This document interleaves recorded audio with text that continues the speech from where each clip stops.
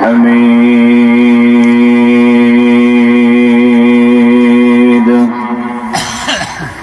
সবাই আমার সাথে পড়েন أعوذ بالله من الشيطان الرجيم بسم الله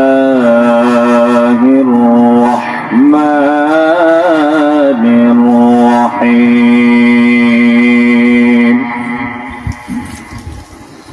يا أيها الذين آمنوا اتقوا الله وكونوا مع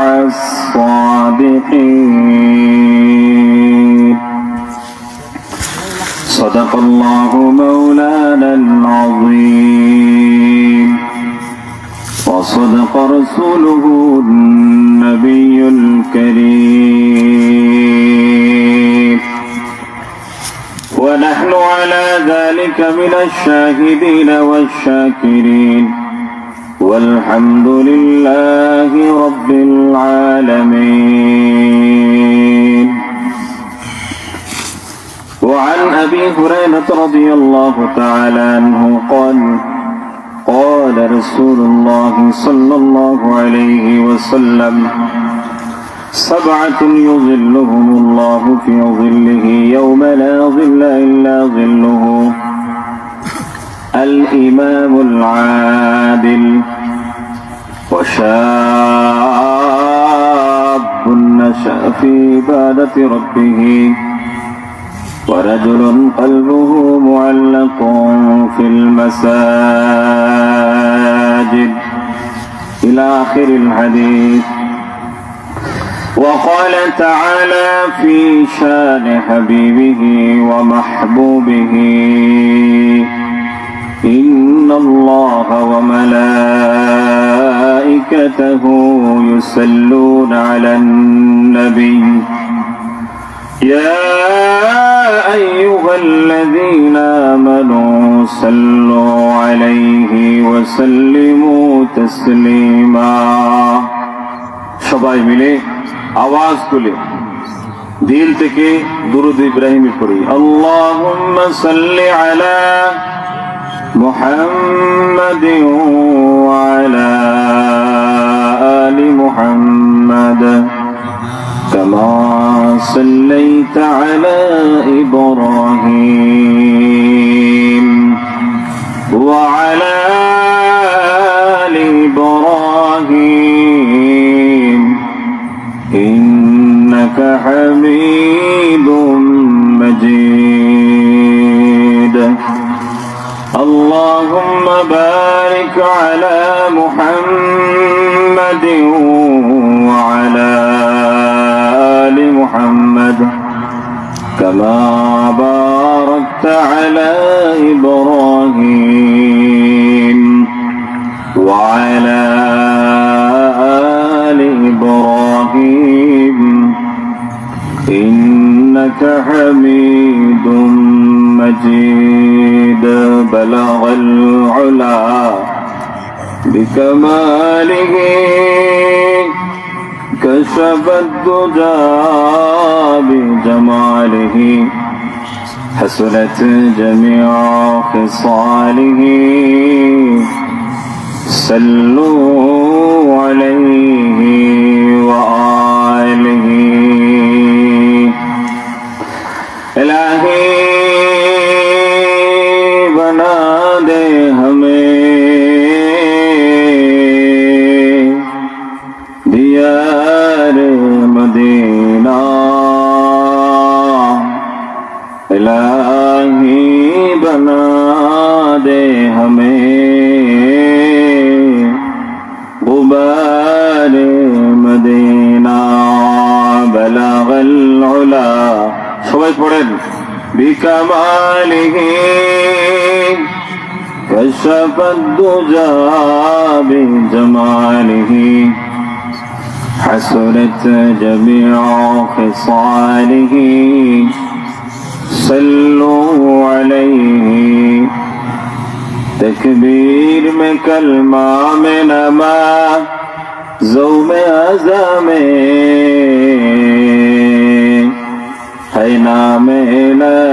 से मिला नाम मोहम्मद, है नाम इलाही से मिला नाम मोहम्मद। फरमाते हैं आदम के मुझे खल्क करीबे, लिखा हुआ तो बाब मिला नाम मोहम्मद, लिखा हुआ तो बाब मिला नाम मोहम्मद। है मीम में मफरूद है मतलब का इशारा, पीर क्यों न हो महबूब खुदा नाम मोहम्मद। महबूब ने कहा सल्ली अला नाम मोहम्मद, महबूब ने कहा सल्ली अला नाम मोहम्मद। आंखों की दिया जिनकी दिला नाम मोहम्मद, आंखों के दिया जिनकी दिला नाम मोहम्मद। ला इलाहा, हर जोरे ला इलाहा, ला इलाहा इल्लल्लाह, सुब्हानल्लाह वल्हम्दुलिल्लाह, ला इलाहा इल्लल्लाह, ला इलाहा इल्लल्लाह, ला इलाहा अल्लाहु अल्लाह, अल्लाहु अल्लाह, जुबान खुले अल्लाहु अल्लाह, अल्लाहु अल्लाह, अल्लाहु अल्लाह, अल्लाहु अल्लाह, अल्लाहु अल्लाह, ला इलाहा इल्लल्लाह मुहम्मदुर रसूलुल्लाह। इल्लल्लाह इल्लल्लाह इल्लल्लाह इल्लल्लाह इल्लल्लाह इल्लल्लाह इल्लल्लाह इल्लल्लाह इल्लल्लाह इल्लल्लाह इल्लल्लाह, ला इलाहा इल्लल्लाह मुहम्मदुर रसूलुल्लाह।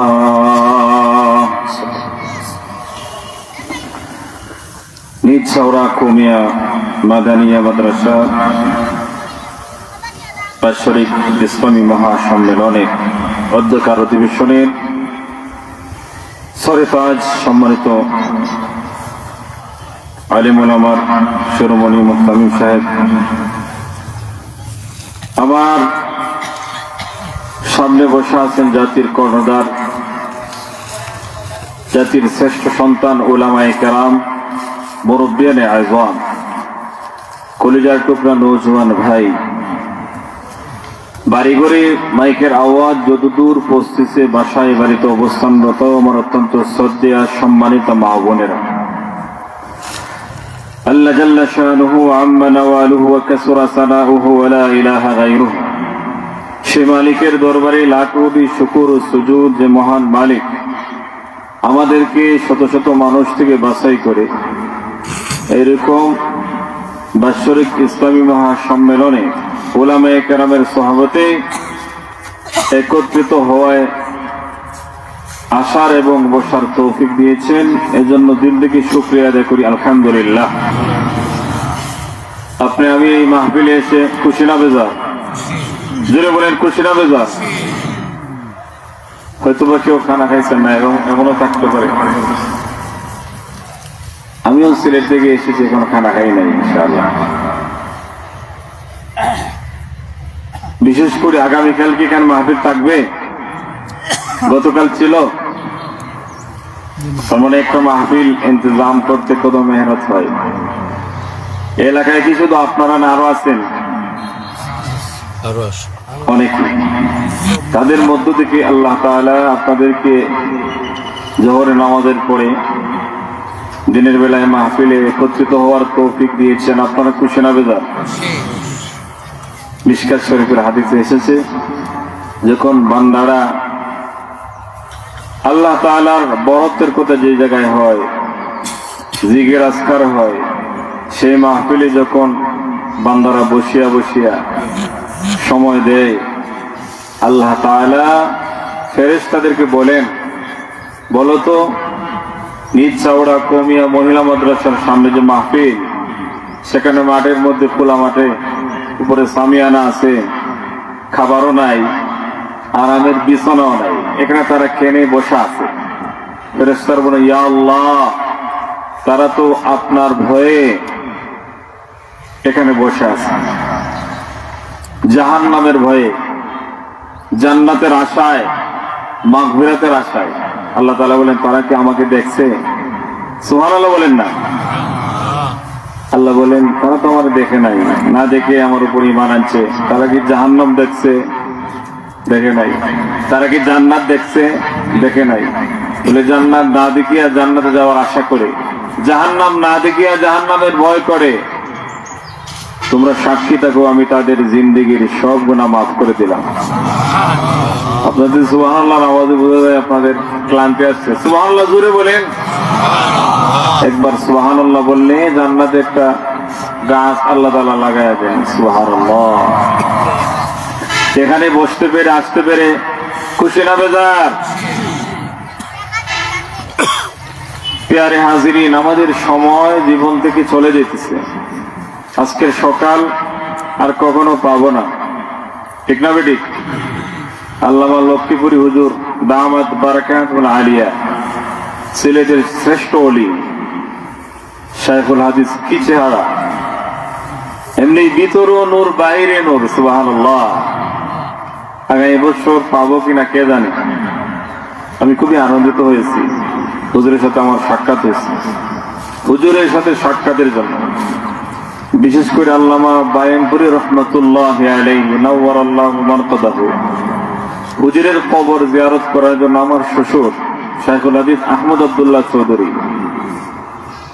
ঢাকা জামিউল উলুম মাদ্রাসা শাইখুল হাদিস শিক্ষা সুযোগ ছিলেন। বছর খানেক আগে ইন্তেকাল ফরমায়েছেন। আল্লাহ তাআলা যেন আমার শ্বশুরের কবরকে জান্নাতের বাগান বানিয়ে দেন। সবাই বলে আমিন।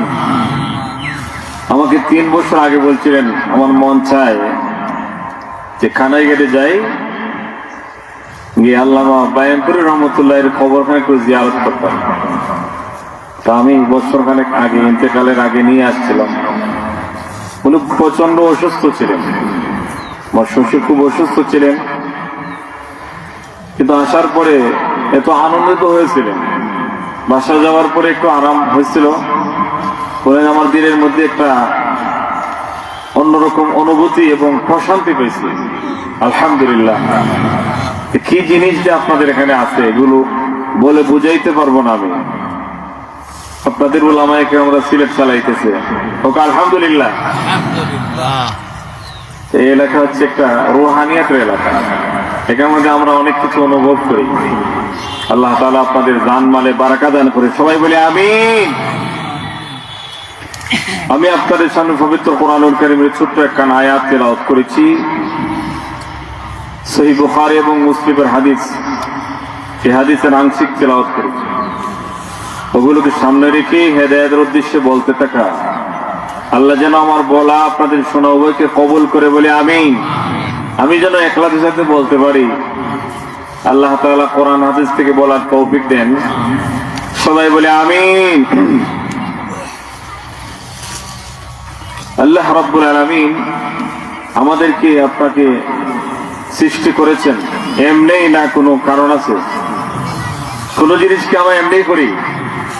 মাদ্রাসা কেন দিয়েছি? সেখানে মেয়েরা পড়বে, আবেদা সলেহা রাবিয়া বছরের মতো হবে। সুবহানাল্লাহ। মসজিদ কেন দিয়েছি? ইবাদতের জন্য। ব্যবসা কেন দিলাম? লাভের জন্য। ক্ষেত কেন করলাম? দান হবে। আল্লাহ রাব্বুল আলামিন এমনি আমাদেরকে বানান নাই, উদ্দেশ্য আছে না নাই? আল্লাহ কোরআনে বলেন, ওয়ামা খালাকাতুল জিন্না ওয়াল ইনসা ইল্লা লিয়াবুদুন। আমি মানুষ এবং জিন জাতিকে সৃষ্টি করেছি একমাত্র আমার ইবাদতের জন্য। সুবহানাল্লাহ। কিসের জন্য? কিন্তু আমরা ক্ষেত খামার করি, ব্যবসা বাণিজ্য করি, বিদেশে অনেক সময় যাই, এটা হচ্ছে জরুরতের জিন্দেগি, এটা মাকসাদের জিন্দেগি না। আমাদের মাকসাদের জিন্দেগি কি? আল্লাহর সাথে মোলাকাত। কার সাথে মোলাকাত? আল্লাহর সাথে মোলাকাত। তো আল্লাহর সাথে কিভাবে মোলাকাত করব? গাইডলাইনও দরকার আছে না নাই? এখন আমি সিলেটে যাব, এদিকে গেলে কি সিলেটে যাওয়া যাবে? আল্লাহ রাব্বুল আলামিন বলেন, ইয়া আইয়ুহাল্লাযীনা আমানুত্তাকুল্লাহ, হে আমার বান্দারা, দুনিয়ার জীবনে বাড়িঘর সবকিছু পাইবা, তোমার বাচ্চা কাচ্চা পাইবা, ব্যবসা প্রতিষ্ঠান পাইবা, টাকা পয়সার মালিকও হইবা। তবে রে বান্দা, তোমার জীবন চালাইতে যাইয়া কোন অবস্থায় যাতে এমন করে তুমি না তোমার না হয়, তুমি গাফেল না হও, তুমি সর্বদা আমি আল্লাহর ভয় তোমার অন্তরের মধ্যে রাখবা। আল্লাহর ভয় অন্তরে রাখা, আল্লাহর ভয় অন্তরে রাখা। আল্লাহ বলেন, ইয়া আইয়ুহাল্লাযীনা আমানুত্তাকুল্লাহ ওয়া কুনু মা'আস সাদিকিন।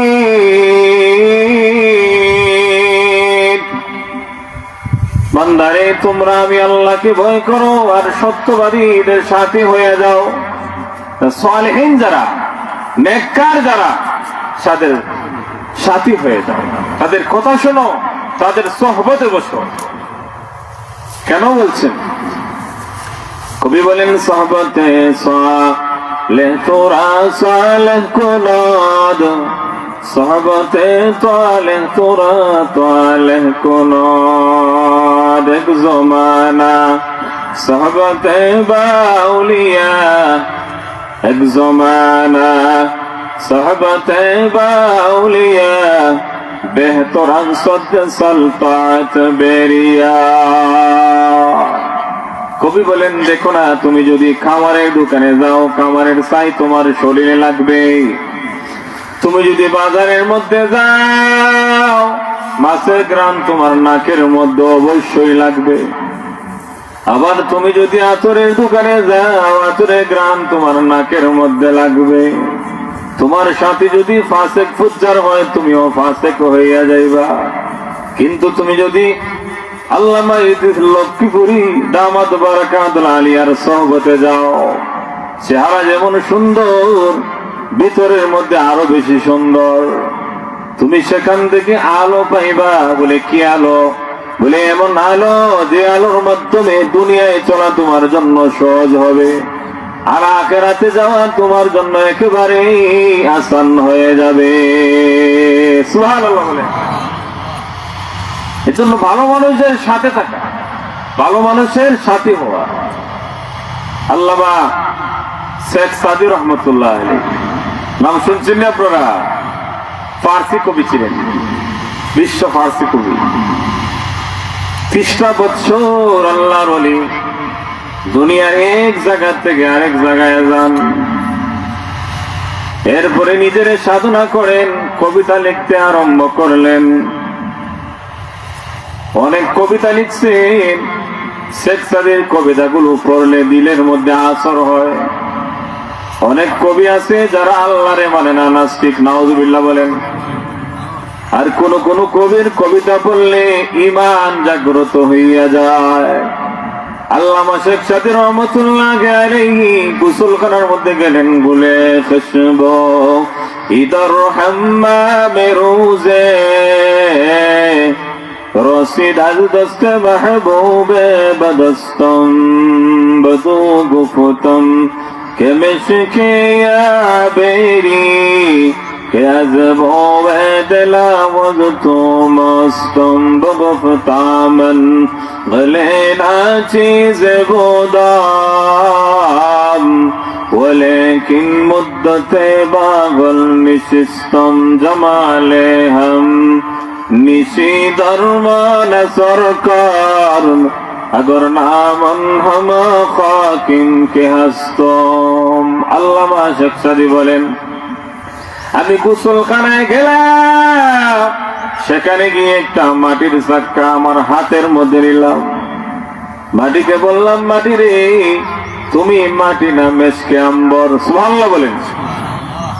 মাটি কথা বলে, মাটি বলে শেখ সাদিরে আমি মাটি, আমি মেসকো আম্বর না। তবে কিছু সময় ফুল গাছের নিচে আমি ছিলাম, ফুলের পাপড়ি গুলো ঝরে ঝরে আমার মধ্যে পড়ছিল, এর জন্য আমার মধ্যে কিছু সুঘ্রাণ লাগছে। আল্লাহর ওলি বলেন, কোন মানুষ যদি আল্লাহ ওয়ালাদের সোহবতে যায়, আল্লাহ ওয়ালাদের সোহবতে যাওয়ার পরে তার দিলটাও নরম হইয়া যায়। এমন তওবা করে আমার আল্লাহ জিন্দেগীর সব গুনাহ মাফ করে আল্লাহর ওলিদের দফতরে তার নাম লাগায়া দেন। সুবহানাল্লাহ। রাসূল সাল্লাল্লাহু আলাইহি ওয়াসাল্লামের একজন সাহাবী, গরিব মানুষ, এখন ঈমান আনেন নাই, কিতাবে এসেছে রাসূল বসে আছেন সাহাবীদেরকে নিয়ে।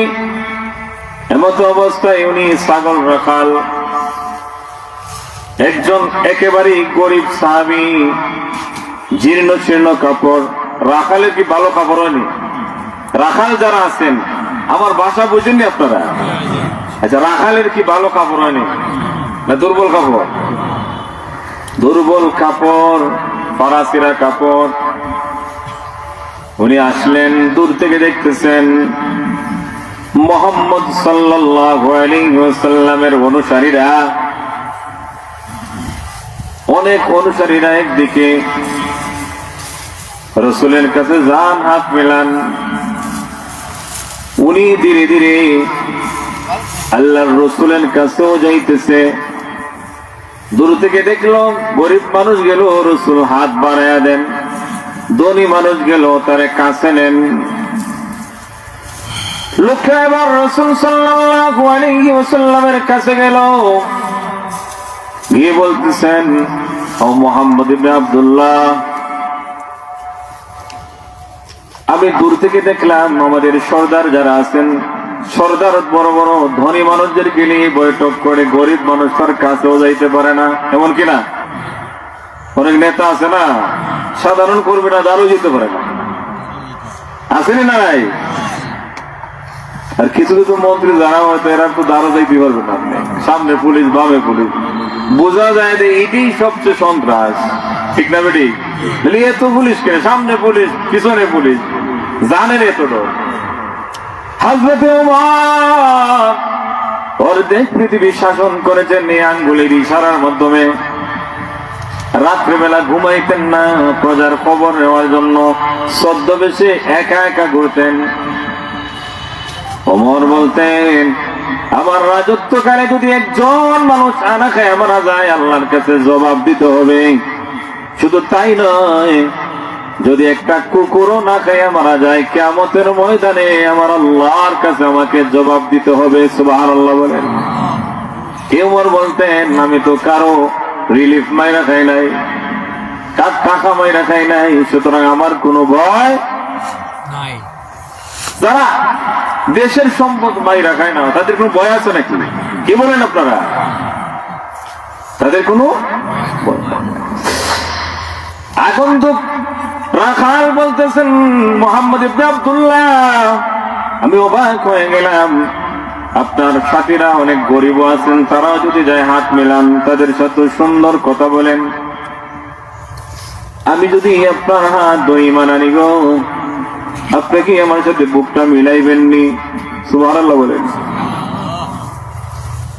আমি যদি ঈমান আনি, আপনি কি আমাকে তাদের মতো মহব্বত করবেননি? আল্লাহ রাসূল তার কথাগুলো সুন্দর করে শুনলেন। রাসূলের চেহারা সুন্দর ছিল।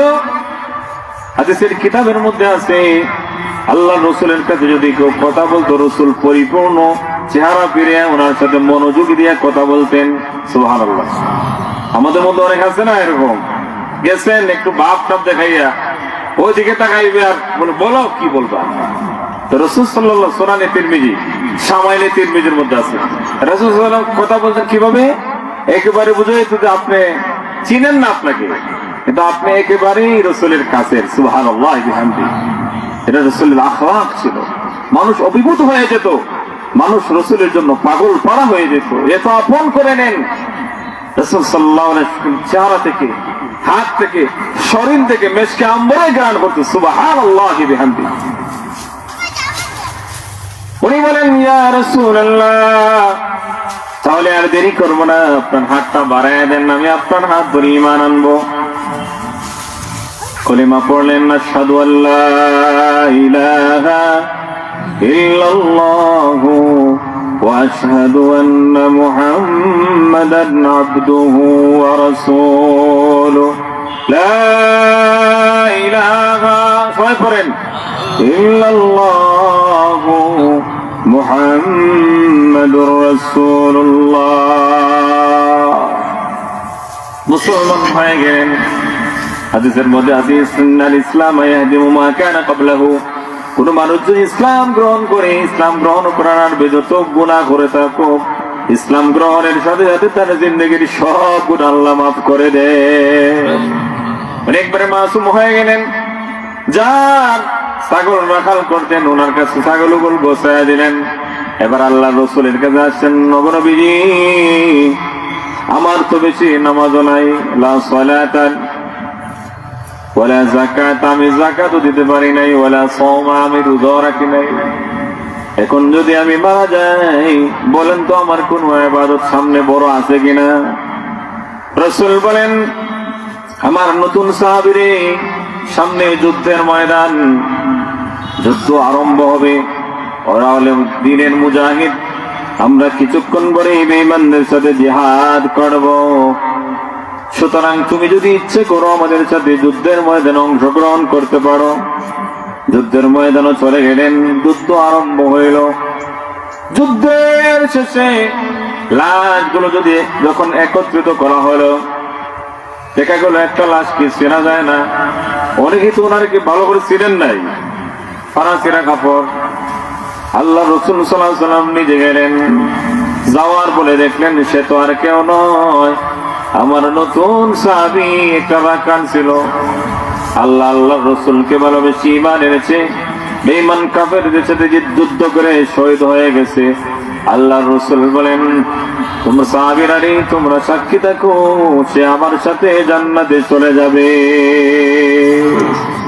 এক ওয়াক্ত নামাজও পড়তে পারে নাই, একটা রোজাও রাখতে পারে নাই। অল্প সময়ের ভিতরে সহবতে রাসূলের সংস্পর্শে এসে, রাসূল সাল্লাল্লাহু আলাইহি ওয়াসাল্লামের কাছে আইসা মুহূর্তের মধ্যে দিল পরিবর্তন হয়ে গেল, ঈমান এনে জান্নাতের মালিক হয়ে গেছে। সুবহানাল্লাহ। সহবতের দরকার আছে না নাই? দেখেন, রাসূল সাল্লাল্লাহু আলাইহি ওয়াসাল্লামের একজন সাহাবী, সুনানে আবু দাউদ শরীফের হাদিস, জাবির বিন সুলাইম রাদিয়াল্লাহু তাআলা। হযরত জাবির বিন সুলাইম রাদিয়াল্লাহু তাআলা আনহু আল্লাহর রাসূলের কাছে আসলেন, ঈমান আনলেন। আনার পরে আল্লাহর রাসূলকে বলবেন, নবীজি, আপনি আমাকে নসিহত করেন।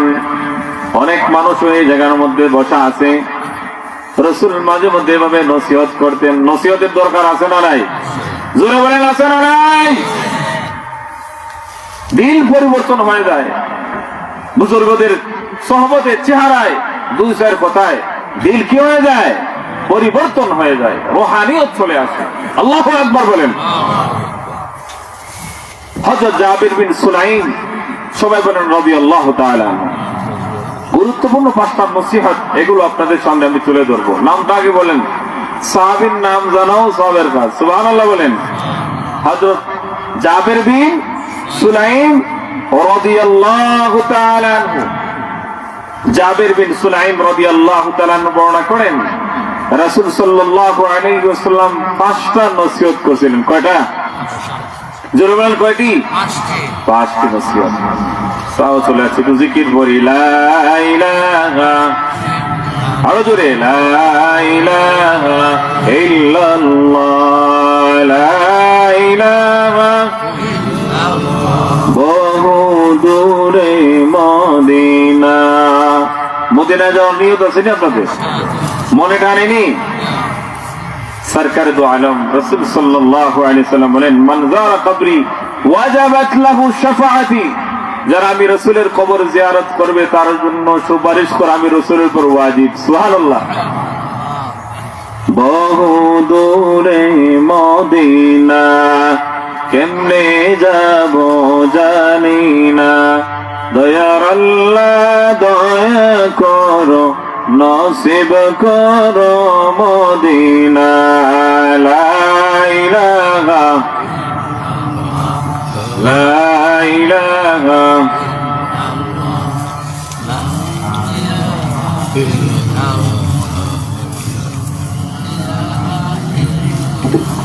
জবান করেন লা ইলাহা ইল্লাল্লাহ লা ইলাহা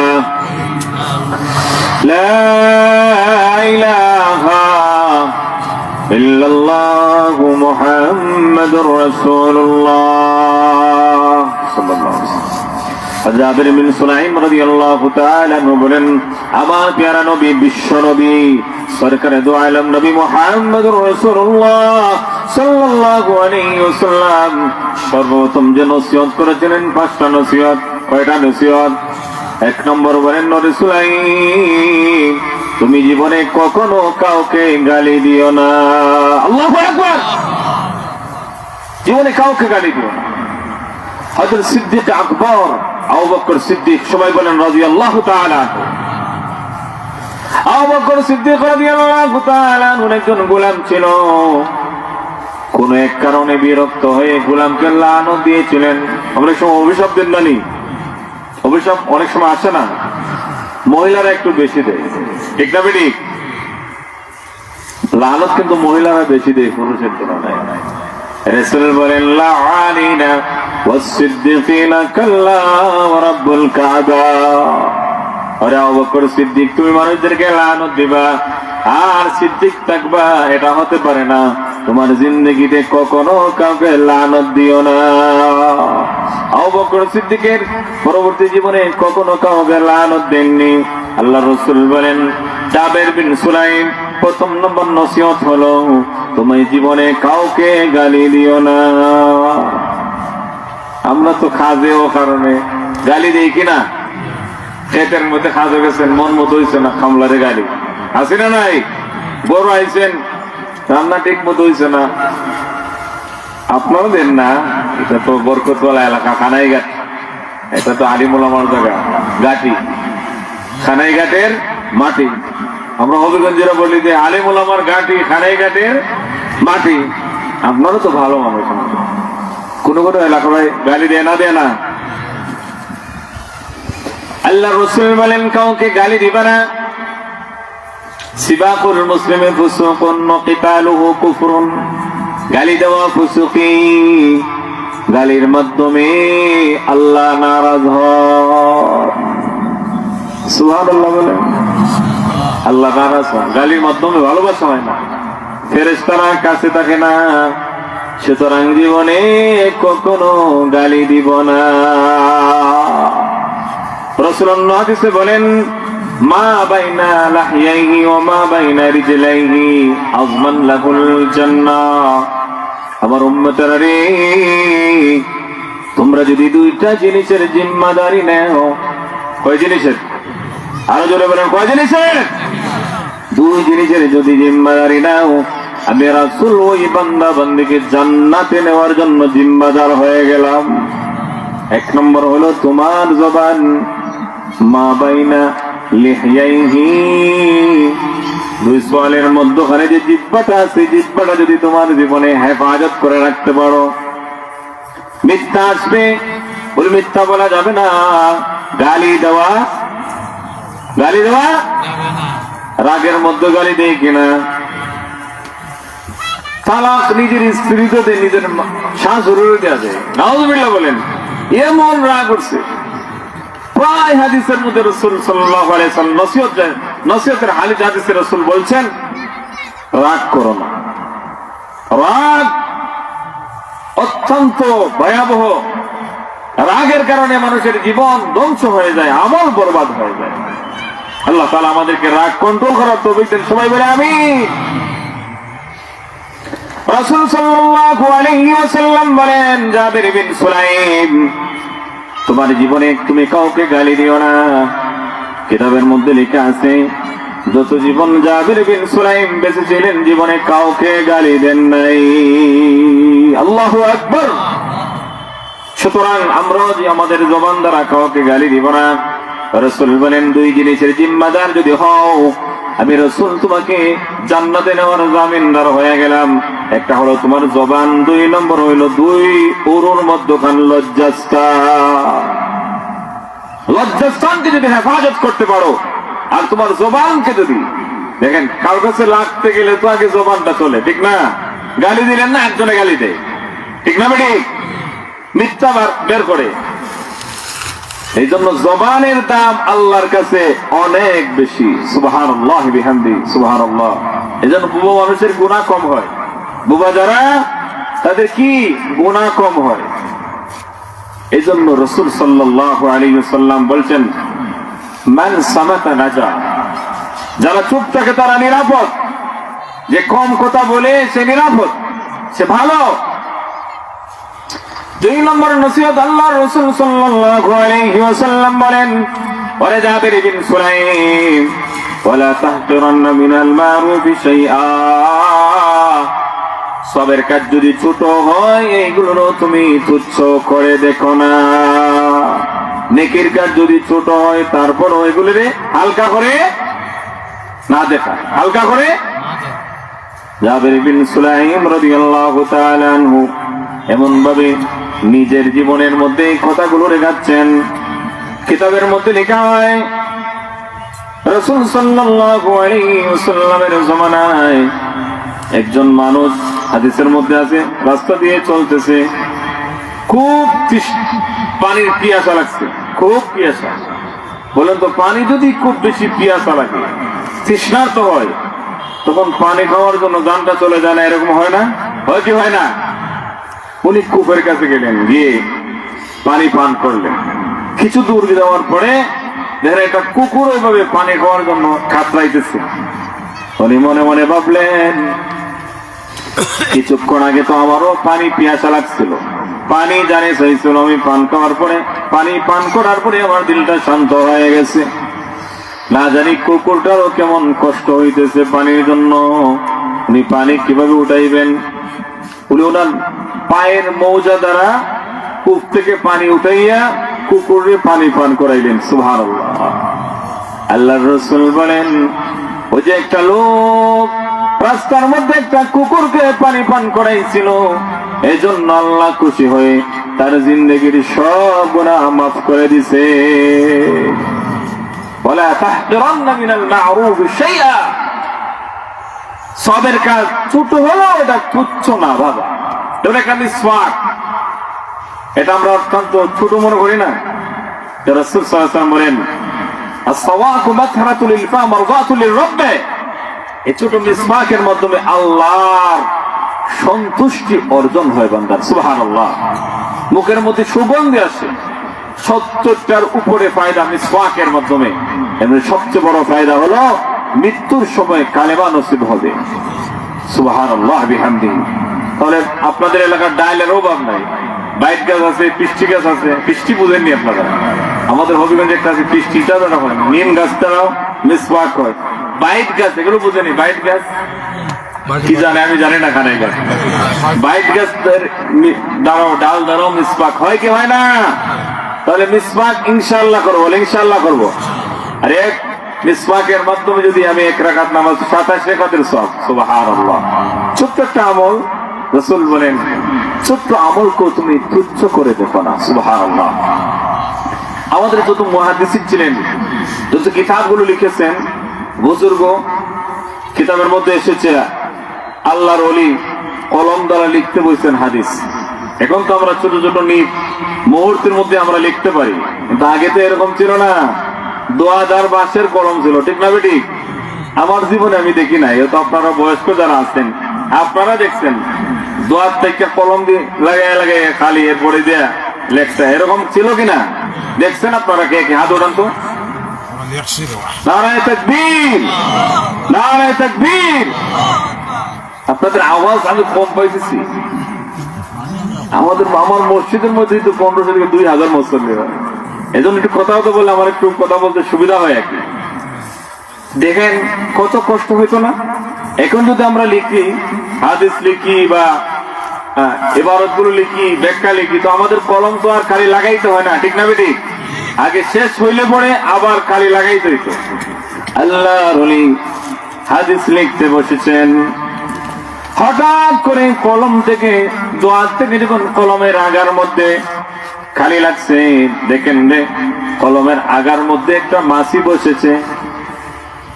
উনি ভাবলেন মনে হয় মাছিরা খুব তৃষ্ণার্ত, পিপাসার্ত, পানি পান করবে। খালি কিন্তু হচ্ছে আপনার পানির মতো, খালিকের মতো, পানির মতন না। মাছিকে পানি খাওয়ানোর জন্য সুযোগ করে দিলেন।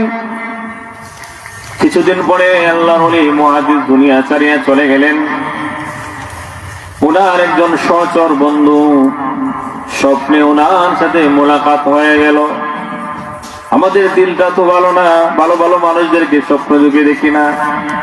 যাদের দিল ভালো, যারা সহবত প্রাপ্ত, যারা আল্লাহওয়ালা, তারা কিন্তু আল্লাহর ওলিদেরকে স্বপ্ন যুগে বারবার দেখে, মায়ার নবীজিকেও দেখে। রাসূল সাল্লাল্লাহু আলাইহি ওয়াসাল্লাম এজন্য বারবার গুরুত্ব দিয়েছেন, আত্মশুদ্ধির গুরুত্ব রাসূল খুব দিয়েছেন। রাসূলের কাছে সহবত পেয়ে মুহূর্তের মধ্যেই আল্লাহর ওলি হয়ে গেছে। সুবহানাল্লাহ বলে। একজন আসছে, আয়েশা বলতেছেন, ইয়া রাসূলুল্লাহ, হাদিসে ঘটনা যে আমার তো মন চায় জিনা করতাম। চিন্তা করছেন নি? এটা বুঝেন তো, আপনার কাছে যদি কেউ হয় আমি জিনা করতাম, আপনি কি তা কইবা? সাহস দেখছেন? আমি কইব সাহস দেখছেন না, আমার হতে বুঝে জিনার অনুমতি নিতেছেন। রাসূল দেখেন কত সুন্দর করে বুঝাইতেছেন। ঠান্ডা মাথায় রাসূল বলেন, বলো তো তোমার বোন আসেনি? বলে আছে। কোন পুরুষ যদি চায় তোমার বোনের সাথে জিনা করবে, অনুমতি দিবেনি? বলে বলেন, রাসূল কি বলেন? তার গর্দান উড়ায় দিব। বলে তোমার মার সাথে কেউ যদি জিনা করতে চায় পারমিশন দিবাইনি, হুজুর কিয়ামত ঘটায় দিব। তোমার মেয়ের সাথে যদি কেউ জিনা করতে চায় অনুমতি দিবেনি? বলে উপায় নাই, উপায় নাই, তারেও 12টা বাজাইবো, তার বাড়ির তাদেরকেও 12টা বাজায় দেব।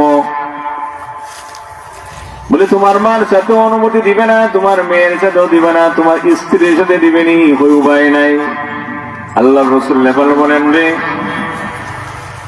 তুমি যদি তোমার মার সাথে কাউকে জিনা করতে অনুমতি না দাও, তোমার মেয়ের সাথে না দাও, তোমার স্ত্রীর সাথে না দাও, তাহলে বলো তো এই পৃথিবীতে প্রত্যেকটা মানুষের ওই মহিলা 4 প্রকারের হয়ে থাকে। হয়তো কেউ মেয়ে, ঠিক না বেটি? কে মেয়ে হবে না? না হয় কারো বোন, না হয় কারো মা, না হয় কারো স্ত্রী হবে। তোমার যদি জিনা করতে অনুমতি দিতে তোমার এত কলিজার মধ্যে লাগে, তুমি যার সাথে জিনা করবা এই মহিলারও তো এবার কারো স্ত্রী হবে, নাই রেখার মেয়ে হবে, না হয় কারো বোন হবে, না হয় কারো মা হবে। তার অন্তরের মধ্যে তো এমন আঘাত লাগবে, লোকটায় চোখ দিয়ে পানি বের করো।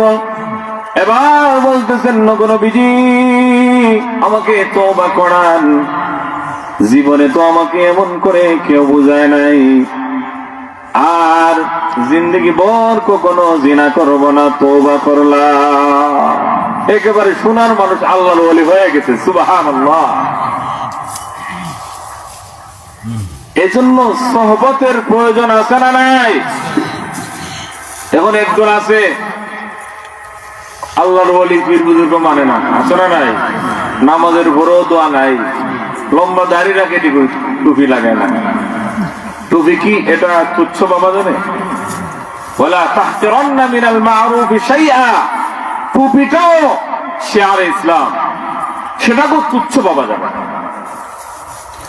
আল্লাহর ওলি দুনিয়া ছাড়িয়া চলে গেলেন, মনে আছে এগুলো?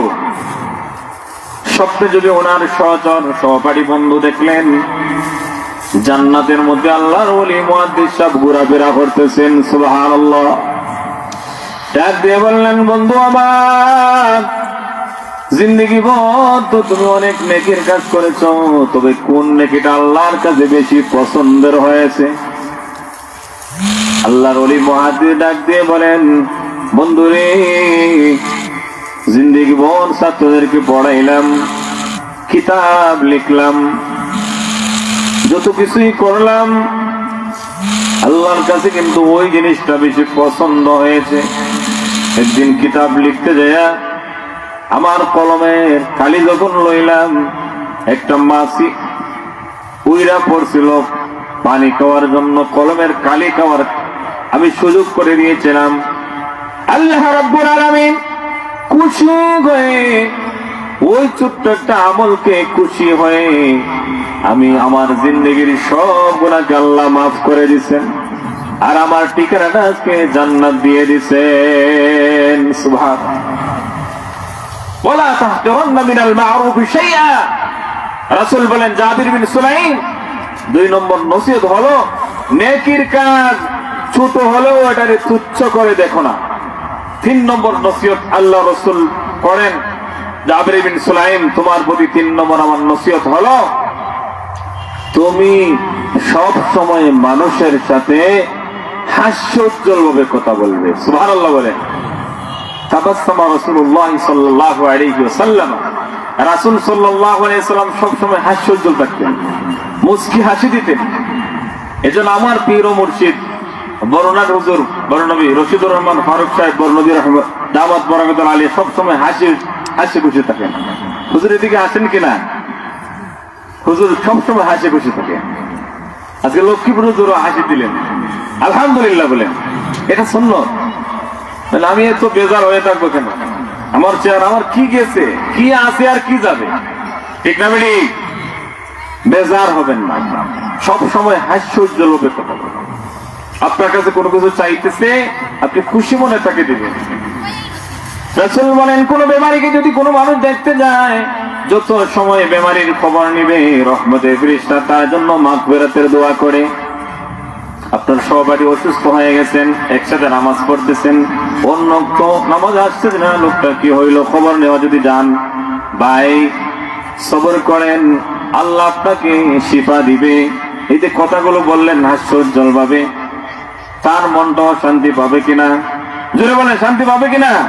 ওয়া ইয়াদাতুল বারিয়াস। 5টা জিনিস একজন মুসলমান অন্য মুসলমানের হকদার। এর মধ্যে একটা হলো বেমারিকে দেখতে যাওয়া। এমন কোন ঘটনা হয়, ভাই লাগা ঘরের মধ্যে কাতরাচ্ছে, মরণাপন্ন, কিন্তু ভাই দেখতে যায় না, গুসা করে বসে আছে। এরকম আছে না নাই? ওই কোন মুসলমান এরকম করা যাবে না। তাকে যদি দেখতে যাই, তাহলে রহমতের ফেরেশতা আমার জন্য মাগফিরাতের দোয়া করবে। সুবহানাল্লাহ বলে। তাহলে নেকির কাজ ছোট হলো তুচ্ছ করা দেখা যাবে না। 3 নম্বর কি বলছিলাম?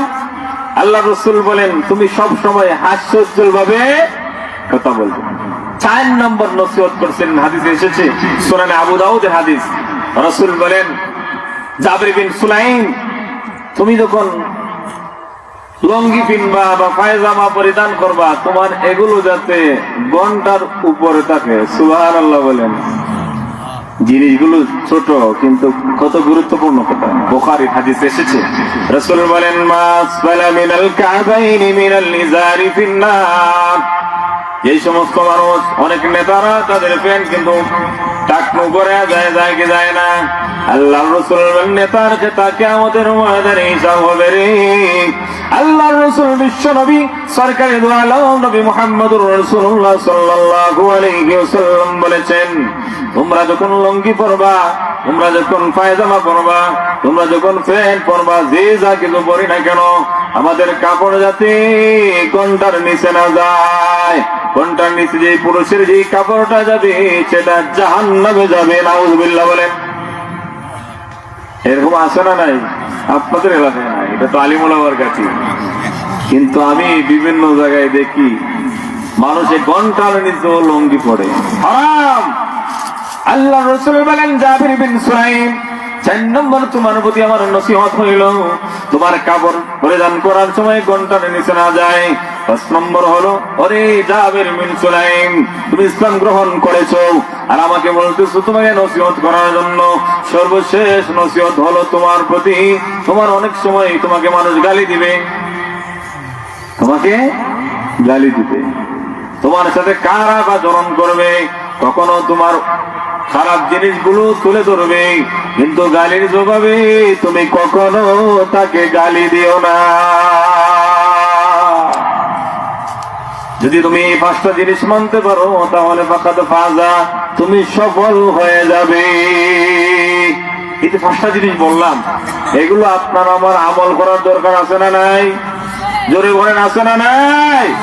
কি বলছিলাম 1 নম্বর নসিহত? কি বলছিলেন রাসূল? হ্যাঁ, জাবির বিন সুলাইম 1 নম্বর নসিহত কি ছিল? মনে আছে দিকে আপনাদের? 1 নম্বর কি ছিল? হ্যাঁ, কি বলছিলাম? গালি দিবা না। যাবে, তুমি কাউকে গালি দিও না। 2 নম্বর কি বলছিলাম মনে রাখেন? 1 নম্বর কাউকে গালি দেওয়া, জোরে বলেন, কাউকে গালি দেওয়া যাবে না। 2 নম্বর কি বলছিলাম? তুমি নেকির কাজ ছোট হলো এটাকে তুচ্ছ করিও না, তুচ্ছ ভাবিও না। 3 নম্বর কি বলছিলাম? তুমি সবসময় হাস্যোজ্জ্বল ভাবে অনেক সাথে ব্যবহার করবা। 4 নম্বর আমি কি বলছিলাম? যে তোমার কাপড়, পায়জামা, ইজার এগুলো যাতে ট্রাক্টর নিচে না যায়। 5 নম্বর হচ্ছে তোমাকে যদি কেউ গালি দেয়, গালির জবাবে গালি দিও না। এই 5টি গুণ। এবার শোনেন, আল্লাহ ওয়ালা হওয়ার জন্য 6টা আমল। কয় আমল? আরো জোরে বলেন, কয় আমল? সূরাতুল মুজাম্মিল আল্লাহ রাব্বুল আলামিন প্রথম 10 আয়াতের ভিতরে 6টা কথা বলেছেন। কয়টা? কোন মানুষ যদি 6 আমল করতে পারে সে আল্লাহ ওয়ালা হয়ে যাবেন। সুবহানাল্লাহ বলেন। 1 নম্বর হলো ইয়া আইয়ুহাল মুজাম্মিল কুমিল লাইলা ইল্লা কালিলা। তাহাজ্জুদের নামাজ যদি পড়তে পারি তা আল্লাহর সাথে গভীর সম্পর্ক হয়ে যাবে। আল্লাহর সাথে গভীর। রাত যখন লম্বা, এখন রাত তো লম্বা, অটোমেটিক 4টায় ঘুমতে হবে। যদি রাত তো লম্বা, রাত্রে কষ্ট করে ভাইজান, চাচারা, বাবারা, আমরা যদি তাহাজ্জুদের ওয়াক্ত উঠিয়ে 2 রাকাত নামাজ পড়তে পারি, আমার সম্পর্ক হবে কার সাথে? মওলার সাথে, আল্লাহর সাথে। এমন সম্পর্ক হবে রাত জবকে নিসফা হুয়ে नींद में है सारे जहां, मेरे आंखों में नींद नहीं है, मेरे मौला ने कहा। আল্লাহর ওলি যারা আছেন তারা বলেন রাত যখন গভীর হয়ে যায় তারা ঘুম থেকে জাগ্রত হয়ে যায়। এবার ওযু করে নামাজে দাঁড়ায় যায়, নামাজ পড়ি আল্লাহর কাছে বলে, হুকুম মালিক, সবাই ঘুমিয়ে আছে, কোষ কাটারিও ঘুমো, সব কিছু ঘুমের মধ্যে আছে, আমি কিন্তু জাগ্রত হইলাম। ওগো আল্লাহ, আমি জিন্দেগি ভর গুনাহ করেছি, আমার গুনাহগুলোরে মাফ করে দাও। আমার আল্লাহ বলেন শেষ রজনীতে যারা জাগে আর তারা যখন আমি আল্লাহর কাছে যা চাই সবগুলো দেওয়ার জন্য আমি আল্লাহ তৈয়ার হয়ে যাই। 1 নম্বর তাহাজ্জুদের নামাজ যদি আমরা পড়তে পারি সম্পর্ক হবে রবের সাথে। কার সাথে? আর এজন দুনিয়ার মধ্যে আল্লাহ দিয়েছেন ওই রবের সাথে মোলাকাতের জন্য, যাতে আল্লাহর সাথে সম্পর্ক করি, আখিরাতে আল্লাহর সাথে সাক্ষাৎ হয়, দুনিয়ার মধ্যে আমল করি। ইমাম আবু ইউসুফ রাহমাতুল্লাহি আলাইহি এবং আবু হানিফা রাহমাতুল্লাহি শ্রেষ্ঠ ছাত্রদের মধ্যে 2 ছাত্র শ্রেষ্ঠ, একজন ইমাম আবু ইউসুফ, ইমাম মুহাম্মদ। ইমাম আবু ইউসুফ রাহমাতুল্লাহি আলাইহি এত লেখালেখি, কাজী, বিচার আচার সবকিছু করার পরেও প্রতিদিন কমপক্ষে 200 রাকাত নফল নামাজ পড়ছেন। সুবহানাল্লাহ। ভাই, সময় চলে যাবে, আজকের দিন আগামীকাল আসবে না। একটা শ্বাস নিঃশ্বাস আমার জীবন থেকে চলে গেলে জীবনের অংশই যেন চলে গেল। এজন্য আল্লাহর ওলি বলেন, কিসসে আয়া কিসলে আয়া, ক্যা কর রহা হো ক্যা করোগা। তুমি কোত্থেকে এসেছো, কিসের জন্য এসেছো, কি করতেছো, ভবিষ্যতে তুমি কি করবে। 4 প্রশ্ন। আমি কোত্থেকে এসেছি বলে আমি জান্নাত থেকে এসেছি। কিসের জন্য আসলাম? আল্লাহর হুকুম মানার জন্য এসেছি। কিসের জন্য আসছি? জোরে বলেন, কিসের জন্য আসলাম? কি করতেছি? আমি কি আল্লাহর হুকুম মানতেছি কি? মুয়াজ্জিন সাহেব আযান দিচ্ছেন, হাইয়া আলাস সালাহ, নামাজের দিকে আসো, হাইয়া আলাল ফালাহ, কল্যাণের দিকে আসো। আসসালাতু খায়রুম মিনান নাওম। ফজরের সময় শব্দ বলে কিনা মুয়াজ্জিন সাহেব? ঘুমের চেয়ে নামাজ ভালো, কায়েম করো দিন। ছোটবেলায় আমরা কবিতা পড়ছিলাম, রাত হলো ফজর হলো ডাকছে মুয়াজ্জিন, ঘুমের চেয়ে নামাজ ভালো কায়েম করো দিন। ওযু করে কাপড় পরে মসজিদেতে যায়, আল্লাহ হলেন সবার বড়, তার বড় কেউ নাই। দিনের পরে রাত ভাই, রাতের পরে দিন, সব কিছুর মালিক হলেন রব্বুল আলামিন। তার ইবাদত করব মোরা, সাহায্য চাই তার। চলো চলো সময় হলো, আর দেরি নয় আর, ঠিক কিনা বলেন? আগে যুগের কবিতার গুলোর মধ্যে ইমানিয়ত আছিল, আর ওখান স্কুলের কবিতার মধ্যে হাত ডুম, বাদ ডুম, গলার ডুম, এরকম না কবিতা। স্কুলের কবিতা শুনলে পরে হাসি, না রুহানিয়ত না ইমানিয়ত কোনো কিছু আছে। আর আমরা ছোটবেলায় যে কবিতা পড়ছি, কবিতার মধ্যেই রুহানিয়ত আছে। সুবহানাল্লাহ বলেন। এজন্য বলছিলাম ভাই, তাহাজ্জুদের নামাজ পড়া যদি পড়তে পারি, তাহলে আমার সম্পর্ক রবের সাথে গভীর হবে। 2 নম্বর বলেন সহি শুদ্ধ কোরআন তেলাওয়াত। 2 নম্বর কি? সহি শুদ্ধ কোরআন তেলাওয়াত। খানাই ঘাটের মাটি, আল্লাহ ওয়ালাদের ঘাটি, বড় বড় আলেম ওলামার জায়গায় আপনাদের কোরআন তেলাওয়াত সহি, আমার দৃঢ় বিশ্বাস। এই জন্য কোরআন তেলাওয়াত সহি করলেই হবে না, নিয়মিত তিলাওয়াত করা, কোরআন তেলাওয়াত করা, জারি করা। সকালবেলা যাতে এমন না হয় আমার সকাল যেন সূরাতুল ইয়াসিনের মাধ্যমে শুরু হয়। হাদিসের মধ্যে এসেছে, কোন বান্দা বান্দি যদি তার সকালটা ফজরের পরে সূরাতুল ইয়াসিনের মাধ্যমে শুরু করে, ওই দিনের দুনিয়াবি ফায়দা, বলতেছে দুনিয়ার লাভ তো মানুষ দেখে, মানুষ কিন্তু দুনিয়ার লাভটা আগে দেখে, দুনিয়ার লাভটা আগে হইতেছে। আল্লাহ রাসূল বলেন, ওই দিন তার যত কাজ আছে, যত জরুরত আছে, ওগুলো আল্লাহর কুদরতি ভাবে একবারে সহজ করে আঞ্জাম দিয়ে দিবেন। সুবহানাল্লাহ। সূরাতুল ইয়াসিনের নগদ লাভ। আজকে যদি সকালবেলা আমি তেলাওয়াত করি, আজকের দিনে যত কাজ আছে আমার, আজকে দান খাওয়া হইলো আমার 100 মুঠ কাটতে, আপনারা মুঠ কোন নাকি তাহলে টার্গেট আমার 100 মুঠ কাটা। এখন তো আর খামলায় 100 মুঠ মনে কাটতে পারে না, 50, 60, 70টা। আপনাদের এলাকায় কতটা কাটে জানি না, আমার হবে কিন্তু 40 থেকে 50টা তারা কাটে। যদি টার্গেট থাকে আজকে 80 মুঠ করতাম, আর সকাল ফজর নামাজ জামাতে পড়িয়া সূরাতুল ইয়াসিন তেলাওয়াত করেন, আল্লাহ তাআলা 80 মুঠ 90 মুঠ কাটার তৌফিক দেব। সুবহানাল্লাহ বলে। আপনার টার্গেট আজকে এতটুকু করবা, দেখবেন এর চেয়ে বেশি গুলো আল্লাহ সহজ করে দিবে, আপনার শরীর ক্লান্ত হবে না। সুবহানাল্লাহ। হাদিস শরীফের মধ্যে আছে, যখন আপনার ক্লান্তি শরীর আসবে, আমরা তো কোরআন আর হাদিস থেকে বহু দূরে, তখন পড়েন আস্তাগফিরুল্লাহ রাব্বি মিন কুল্লি যামবি ওয়া আতুবু ইলাইহি। ইস্তিগফারের একটা ফায়দা হলো, বান্দা তুমি কাজের মধ্যে গেছো, ক্লান্তি হয়ে গেছো, ইস্তিগফার শুরু করে দাও। আস্তাগফিরুল্লাহ পড়েন, আস্তাগফিরুল্লাহ আস্তাগফিরুল্লাহ।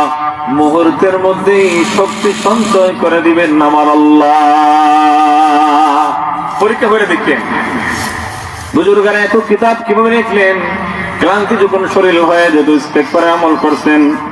হাসান বসরির কাছে একজন লোক আসছে, হাসান বসরি আল্লাহর ওলি, বুজুর্গ এসে বলছে, বুজুর্গের কাছে এসে বলছে, ওগো হাসান বসরি, বৃষ্টি বন্ধ হয়ে গেছে, দোয়া করেন, আমি কি আমল করতে পারি?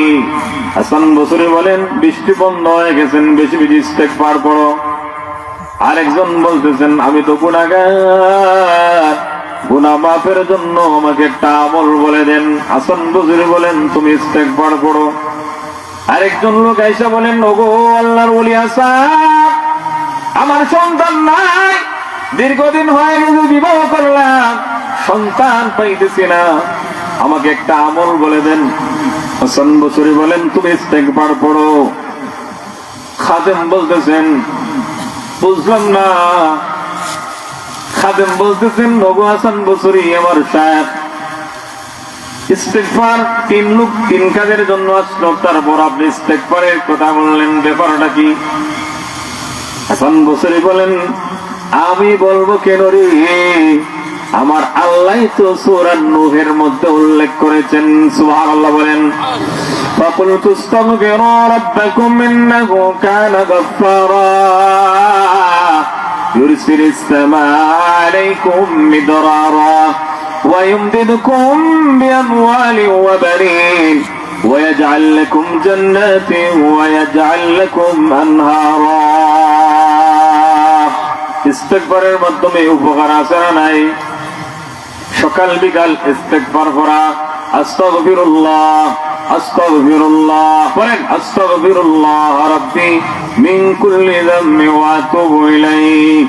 আল্লাহর ওলি যদি হতে চান, আল্লাহর সাথে যদি সম্পর্ক করতে চান, প্রথম নাম্বার হইল আমি যদি তাহাজ্জুদের নামাজ পড়তে পারি, 5 ওয়াক্ত ফরজ নামাজের পড়ে যত আল্লাহর ওলি হয়েছেন, শাহজালাল মুজাররদি আমলি জীবনী দেখেন, কেউ তাহাজ্জুদ ছাড়া আল্লাহর ওলি হইতে পারে? জোরে বলেন, পারে? 1 নম্বর হলো তাহাজ্জুদের নামাজ, 2 নম্বর সহিশুদ্ধ কোরআন তেলাওয়াত। তো তেলাওয়াত আমাদের ঘরে ঘরে জারি করার দরকার আছে না নাই? নিশ্চয়ই কারাইঘাটের মহিলা আমার মা বোনরা সকালবেলা শুরু করেন কোরআন তেলাওয়াতের মাধ্যমে। এই জন্যই তাদের গর্বে বড় বড় হাফেজ আর মুফতি মুহাদ্দিসের জন্ম হয়। আমার দিল বলতেছে, আপনাদের মহিলারা সকাল বেলা তাদের শুরু করেন কোরআন তেলাওয়াতের মাধ্যমে। হোক আলহামদুলিল্লাহ। হারিয়েছেন তেলাওয়াত শিকার জায়গা মহিলা মাদ্রাসা, হোক আলহামদুলিল্লাহ। मदरसा है बाग जन्नत मुअल्लिम है मिसले गुल शहूद उसमें इल्म दिन है तालबा है बुलबुल। আজকে যদি খানাইঘাট মাদ্রাসা হইতো না, আজকে এই সমস্ত মাদ্রাসা হইতো না, তাহলে আলেমা মেয়ে আমরা পাইতাম না। যদি মাদ্রাসা হইতো না, আল্লামা বায়ামপুরি পয়দা হইতেন না। যদি মাদ্রাসা হইতো না, আল্লামা ইদ্রিস লক্ষ্মীপুরি দামাত বারাকাতুল পয়দা হইতেন না। আমার বাড়ির পাশে যদি মাদ্রাসা হইতো না, আলামিন হামিদু হইতাম না। এজন্য মাদ্রাসার দরকার আছে না নাই? শুধু থাকলে হবে না, মাদ্রাসার সাথে সম্পর্ক লাগাইতে হবে। আপনাদের মেয়েদেরকেও দিতে হবে। আজকে কিন্ডার গার্ডেন গুলো মজবুত, কিন্ডার গার্ডেন গুলো মজবুত, কোরআন পড়া হয় না কিন্ডার গার্ডেন গুলো মজবুত। ছেলে মেয়ে একসাথে আসে না নাই? স্কলারস হোম 8,000 ছাত্র, 3টা ক্যাম্পাসে সিলেটে 6,000 ছাত্র, কিন্তু কোরআন শিক্ষার কোনো ব্যবস্থা নাই। এই 8,000-এর মধ্যে তো বেশিরভাগ কমপক্ষে তো 7,000 মুসলমানের বাচ্চা হবে, ঠিক না বেটি? তারা কোরআন কোথেকে শিখবে? কোরআন শিক্ষার তো ব্যবস্থা নাই। এই জন্য মাদ্রাসাগুলো এগুলো হচ্ছে ইমানের দুর্গ, ইসলামের দুর্গ হচ্ছে মাদ্রাসা। মাদ্রাসার সাথে আমাদের সম্পর্ক রাখার দরকার আছে না নাই? জান দিয়া, মাল দিয়া, টাকা দিয়া, বাচ্চা দিয়া, সময় দিয়া, মুক্তি সবের পাশে থাকা। একটা মাদ্রাসা চালানি কততে মেহনত, হুজুররা খাইয়া না খাইয়া মেহনত করতেছে। আল্লাহ তাআলা তাদের জীবনে বরকত দান করে, আমিন। তো 2 নম্বর বলছিলাম কোরআন তেলাওয়াত করা। কোরআন তেলাওয়াত, কোরআন তেলাওয়াত যে ঘরে বেশি বেশি হয়, রহমতের ফেরেশতা ওই ঘরে আসে, ওই ঘরের মধ্যে বরকত হয়। যেই পুরুষ মহিলা কোরআন তেলাওয়াত করে, আল্লাহ রাব্বুল আলামিন তার কাম কাজে বরকত দেন, আখিরাতের রাস্তা তার জন্য সহজ করে দেন। কোরআন তেলাওয়াতের মধ্যে নূর। কোরআন তেলাওয়াত মানে কি? নূর। এজন্য কোরআন তেলাওয়াত শিখলেই শুধু হবে না, প্রতিদিন সহিশুদ্ধ কোরআন তেলাওয়াত করা। দৈনিক 1 পারা তেলাওয়াত। কত মিনিট লাগে? আধা ঘন্টা। আল্লাহ 24টা ঘন্টা দিচ্ছেন, সময় পাইলেই তেলাওয়াত করা। তেলাওয়াত করা। মসজিদের মধ্যে কোরআন রাখা আছে, আজেবাজে গল্প না কইরা। মানুষ এমন অবস্থা হয়েছে, নামাজ শেষ হইলে পরে তসবিহটা বলতাম বাইরে বাইরে গপ আছে না নাই? কেউ আর সিগারেটও দৌড়ায় দেয়। আপনাদের এলাকা এমন হবে না আশা করি। তো আপনি মসজিদে বসে থাকেন না, হাদিসের মধ্যে আছে আপনি যদি প্রত্যেক ফরজ নামাজের পরে আয়াতুল কুরসি এখানে আছে, 33 বার সুবহানাল্লাহ, 33 বার আলহামদুলিল্লাহ, আল্লাহু আকবার, এই তাসবিহাত যখন পড়বেন, সাগরের ফেনা পরিমাণ গুনাহ হলেও আল্লাহ মাফ করে দিবে। আপনি দেখেন দুনিয়ার এমন কোন জায়গার মধ্যে শান্তি নাই, যেই শান্তিটা কোরআনের মাহফিলে আর মসজিদের মধ্যে পাওয়া যায়। আলেমদের সোহবতে গেলে দিলের মধ্যে যে শান্তি, এই শান্তি অন্য কোথাও পাওয়া যায় না।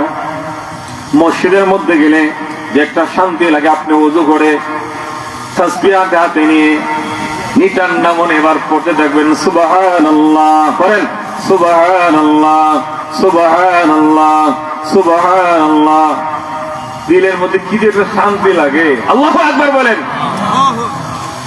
ঘরের মধ্যে বসে আছেন, তাসবিহ নেন, জানামাত দিছেন, আসন ফিরে বসেন, করেন আল্লাহু আল্লাহ আল্লাহু আল্লাহ আল্লাহু আল্লাহ আল্লাহু আল্লাহ আল্লাহু আল্লাহ আল্লাহু আল্লাহ আল্লাহু আল্লাহ আল্লাহু আল্লাহ আল্লাহু আল্লাহ। কি যে মজা, কি যে মজা। যদি বসতে পারেন, করতে পারেন, তখনই বোঝা যায় সেই মজা। লা ইলাহা ইল্লাল্লাহ লা ইলাহা ইল্লাল্লাহ লা ইলাহা ইল্লাল্লাহ। 2 নম্বর বুঝুন কোরআন তেলাওয়াত, বিশুদ্ধ কোরআন তেলাওয়াত করা। এই কোরআন তেলাওয়াত শিক্ষা দেয় এই দারুল হাদিস মাদ্রাসায়, ঠিক না বেটি? স্কুলে কোরআন তেলাওয়াত শিক্ষা দেয় না, কোরআন তেলাওয়াত শিক্ষা দেয় মাদ্রাসা থেকে। এজন্য মাদ্রাসা আমাদের জন্য নিয়ামত, ঠিক না বেটি বলেন? মাদ্রাসার আলেম ওলামারা আমাদের জন্য নিয়ামত, তারা আমাদেরকে জান্নাতের রাস্তা দেখায় খাইয়া না খাইয়া। একজন আলেমের কয় টাকা বেতন, কি পরিমাণ মেহনত হয়, এগুলো কি আমরা চিন্তা করি নাকি? দিনের খাতিরে, আখিরাতের জান্নাতের আশায়, মাগফিরাতের আশায় আলেম ওলামারা খেদমতের মধ্যে কইরা থাকেন। আল্লাহ তাদের জানে মালে বরকত হোক, আমিন। 3 নম্বর হচ্ছে বেশি বেশি জিকির পড়া। বেশি বেশি কি পড়া? জিকির। 6 আমল, যদি 6 আমল করতে পারি আমি আল্লাহ ওয়ালা হয়ে যাবো। 1 নম্বর তাহাজ্জুদের নামাজ, 2 নম্বর বেশি বেশি কোরআন তেলাওয়াত করা। কোরআন তেলাওয়াত বেশি বেশি করা। এশার নামাজে পরে সূরাতুল মুলুক খান তেলাওয়াত করা। আবু দাউদ শরীফের হাদিসে এসেছে, রাসূল সাল্লাল্লাহু আলাইহি সাল্লাম বলেন, বান্দা যখন প্রতিদিন এশার পরে রাত্রে বেলা সূরাতুল মুলুক তেলাওয়াত করবে, আল্লাহ কবরের আযাব মাফ করে দিবেন। কবর আমাদের প্রথম ঘাঁটি, কবর আমাদের কোন ঘাঁটি? প্রথম ঘাঁটি। এই জন্য উসমান গনি রাদিয়াল্লাহু তাআলা আনহু খুব বেশি কাঁদতেন কবর দেখলে পরে। সাহাবীরা বলতেন, উসমান তুমি তো ওদিন নোরাইন জান্নাতে সারিবীর ভক্ত সাহাবী, অন্য কোন বিষয়ে তো কাঁদো না, যত বেশি কাঁদো কবর দেখলে। উসমান গনি বলেন, আমার ভাইরা রে, মানুষ মারা গেলেই প্রথমেই তার যে ঠিকানা, এটাই হলো কবর। এজন্য রাসূল বলেন, কবর হয়তো তোমার জান্নাতের বাগান থেকে বাগান, না হয় জাহান্নামের গাড়া থেকে গাড়া। এই মাদ্রাসায় মহিলারা রাবেয়া বসরির মতো মহিলা তৈরি করে, ঠিক কিনা বলেন? জোরে হন, ঠিক না বেটি? কিতাবের মধ্যে লেখা আছে, জামিল মাদ্রাসার মুহাদ্দিস আব্দুস সবুর দামাত বরকত আলিয়া ওনার খুতবাতে লিখেছেন, হাসান বসরি ওনার একটা ঘটনা লিখেছেন, আবার রাবেয়া বসরি একটা ঘটনা লিখছেন। রাবেয়া বসরি যখন দুনিয়া সানিয়া চলে গেলেন, তারিখে দুনিয়াতে গিয়ে একজন মহিলা ছিলেন, যে মহিলা তাহাজ্জুদের নামাজ আদায় করতো, কোরআন তেলাওয়াত করতো। খবর রাখার পরে মুনকার নাকিররা প্রশ্ন করছে, মার রাব্বুক, তোমার রব কে? খবরে গেলে কয় প্রশ্ন? সবাই বলেন, আরো জোরে বলেন, কয় প্রশ্ন? আপনার বেজার হইতেছেন নাকি? আমার তো ওয়াজ করতাম, নিজেরও ডর করতেছে, এটা আলিম ওলামার জায়গা, আমি আর কইতাম কিতা। আর আপনারা হইলাও বলতে আলিম ওলামার বাবা। ওকে আলহামদুলিল্লাহ, আমার অনেক সহপাঠীরা কানাই গাড়ির ছিল, ঢাকায় আমরা একসাথে পড়ছি, বড় বড় আলিম তারা। সালিম ভাই আদিব হয়েছে, আদিব বহুত বড় একজন আদিব, ডক্টর শহীদুল্লাহ ফজলু ভাই সাবুজের কাছে আমরা যখন ওয়াহেদ থানা পড়ছিলাম, অনেক বড় আদিব, অনেক মাহির। আমি বললাম, ভাই আপনি এত মাহির কেন হইলেন? বলে, আমি আগ থেকে আবুদের আরবিয়া আর তামরিনুল কিতাবি এগুলো আগ থেকেই পড়তাম। আল কিরাতুর রাশিদা, নাযারাত ফিল আদব, মুখতারাত ফিল আদব, এগুলো খুব ভালো করে পড়ছি। এত মাহির। আমি জানি না কোন গ্রাম সালিম ভাই, আমার কাছে বর্তমান নাম্বার নাই, সম্ভবত উনি উস্তাদ শহীদুল্লাহ ফজলুর বাড়ি রহমতুল্লাহ ওই মাদ্রাসার মধ্যে আছে, সম্ভবত মোহাম্মদুল বস্তিলা, অনেক বড় আলেম, খুব আরবির মধ্যে অনেক মাহির। সেও আপনার তারাই গাড়ির সন্তান। ওকে আলহামদুলিল্লাহ। রাবেয়া বছর বছরই কবরের মধ্যে গেলেন। যাওয়ার পরে মুনকার নাকির আসছে। কয় প্রশ্ন বলছিলাম? প্রশ্ন কয়টা? আমাকেও প্রশ্ন করবে তিনটা, আপনাকেও, সবাইকে তিনি প্রশ্ন করবে। প্রথম নাম্বার হইল মার রাব্বুক, তোমার রব কে? রাবিয়া বসরি বলেন, তুমি কই থেকে এসেছো? বলে আকাশ থেকে এসেছি। বলে কত দূরের রাস্তা? 500 বছরের রাস্তা। সুবহানাল্লাহ বলেন। সুবহানাল্লাহ বলে কইলেন একটু হইব, দুজুসও পারবো। মাইকের অবস্থা হতো অনেকটা যেমন, বুঝলেন? আওয়াজ বোঝা যাননি আপনাদের? আমার কথা বুঝতেছেন নি আপনারা? রাবিয়া বছরে মানে 500 বছরের রাস্তা পানি দিয়ে যদি তুমি তোমার রবরে বলো না, আমি কতটুকু নিচে আসলাম? মাত্র 3.5 হাত মাটির নিচে আসছি। বলো রে ফেরেশতা মুনকার নাকির, আমি কেমন করে আমার রবকে বলতে পারি? আল্লাহ আল্লাহ আল্লাহ আল্লাহ আল্লাহ আল্লাহ আল্লাহ আল্লাহ আল্লাহ লা ইলাহা ইল্লাল্লাহ মুহাম্মাদুর রাসূলুল্লাহ।